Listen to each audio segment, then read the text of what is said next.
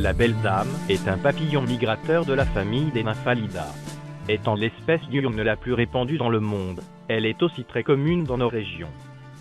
Connue sous les noms de belle dame et de Pintedladie en anglais, ce papillon est présent sur tous les continents à l'exception de l'Amérique du Sud et de l'Antarctique.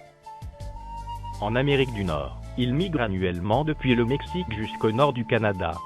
Son vol est extrêmement rapide, puissant et en zigzag peut atteindre une vitesse de près de 30 km/h.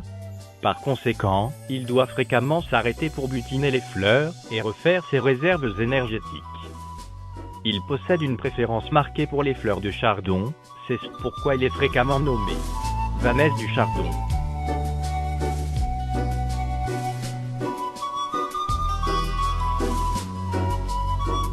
Espèce de taille moyenne, envergure 42 à 66 mm, a les ailes antérieures pointues et le dessus des ailes rose saumon, avec un réseau complexe de marques foncées.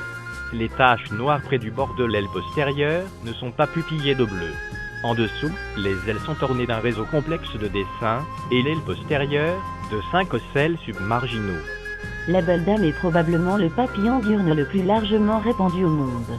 Elle vole sur tous les continents, à l'exception de l'Antarctique et de l'Amérique du Sud.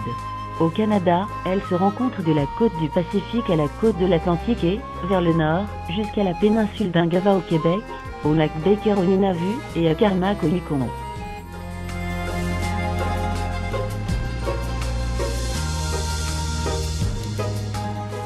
Au Québec, la belle dame ne possède actuellement pas le statut de ravageur économique.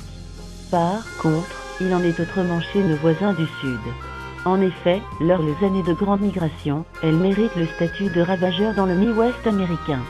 Durant les infestations majeures, les dommages sont parfois si importants qu'il est nécessaire de procéder à un second semis.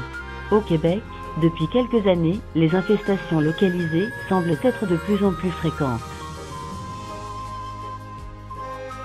La belle dame se rencontre dans des habitats très diversifiés, des déserts du sud de la Colombie-Britannique, à la toundra et aux forêts denses. Elle est fréquemment observée dans les terrains vagues, sur le bord des routes et en milieu agricole, là où les chardons abondent.